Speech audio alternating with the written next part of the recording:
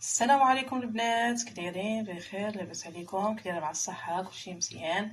نتمنى تكونوا بالف سلامه والف بخير ان شاء الله الرحمن الرحيم. اليوم ان شاء الله غادي نقدموا لكم طريقه ديال الترقاد ديال الحامض، خصوصا هذا هو الوقت ديال الحامض البلدي، يعني هاد الوقيته ديالو اللي كنستغلوا الفرصه كنرقدوه دابا. غادي نوريكم طريقه ديال الترقاد البنات. الحامض البلدي معروف بهاد الرزيزه كيف كتشوفوا. هو الفرق بينه وبين الحامض العادي الرومي، شفتوه؟ هذا يكون عادي ما عندوش هذيك هاد الرزيزه، شفتوه؟ يعني هذه هو الفرق بينه وبين، باش تعرفوه نتومايا. هذا هو البلدي وهذاك الرومي. يعني البلدي هو ديال الترقاد ماشي الرومي. نبداو على بركه الله. نوريكم كيفاش غادي نرقدوه.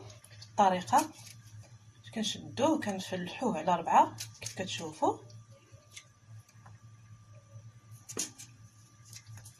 يعني 4 جوج فلحات اللي كتقسم على 4. يعني هذا راه كيبقى ملي كترقدوه راه كيبقى العام كامل وانتم كتستعملوه.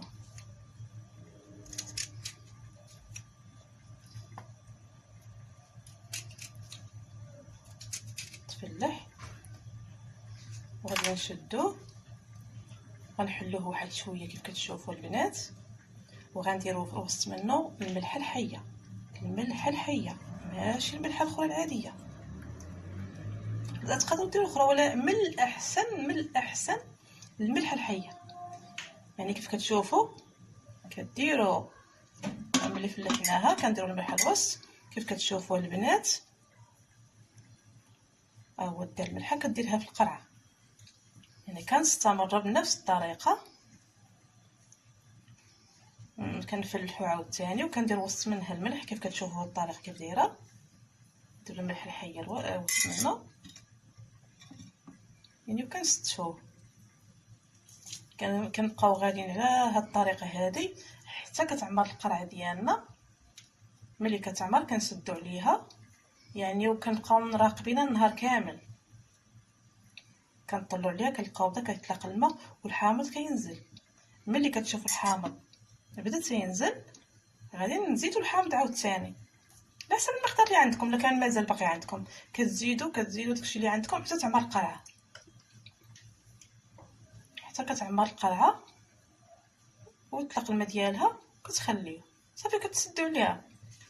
يعني نتوما مرة غطلعوا ولا ما تحلوش عليه، من الاحسن ما تحلوش. ملي تكملوها راه نتوما غيبان لكم غيطلق الماء، راه غيطلق الماء بواحد الطريقه ما نقولش لك. كيطلق الماء بزاف، يعني هذاك الماء اللي غيطلق هو اللي غادي يبقى يدار فيه القاد فيه. حنا غادي نوريكم هذا الحامض ديالنا. هذا دابا عنده عام، ها هو كيف كتشوفوا البنات.